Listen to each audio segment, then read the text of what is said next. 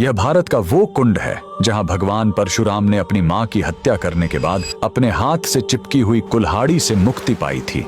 यह कहानी है महान ऋषि जमदग्नि और उनकी पत्नी पतिव्रता रेणुका की। कहते हैं रेणुका हर दिन नदी से कच्चे घड़े में पानी लाती थी और उनके सतीत्व के बल से वह घड़ा टूटता नहीं था। उनके 5 पुत्र थे जिनमें सबसे छोटे थे विष्णु अवतार परशुराम। एक दिन रेणुका ने नदी में कुछ गंधर्वों स्वर्ग के संगीतकार को जल क्रीड़ा करते देखा। उन्हें देखकर एक पल के लिए उनका मन मोह में पड़ गया और उसी क्षण उनके सतीत्व का बल टूटा और कच्चा घड़ा टूट गया। जब वो आश्रम लौटी तो ऋषि जमदग्नि ने अपने योग्य बल से जान लिया कि उनका मन भटक गया था। वो इतने क्रोधित हुए कि उन्होंने अपने पुत्रों को आज्ञा दी, अपनी मां का वध कर दो। जब चारों बड़े भाइयों ने मना कर दिया तो क्रोधित पिता ने उन्हें तुरंत पत्थर बन जाने का श्राप दे दिया। इसके बाद परशुराम ने पिता की आज्ञा को अपना धर्म समझा। उन्होंने भारी मन से अपनी कुल्हाड़ी उठाई और अपनी ही मां का सिर धड़ से अलग कर दिया। उनकी आज्ञाकारिता से प्रसन्न होकर जमदग्नि ने वरदान मांगने को कहा। परशुराम ने तुरंत अपनी मां को फिर से जीवित करने और साथ ही पत्थर बन चुके अपने चारों भाइयों को भी मुक्त करने का वर मांग लिया। सब फिर से जीवित हो गए, मानो कुछ हुआ ही ना हो। लेकिन कहानी यहीं खत्म नहीं हुई।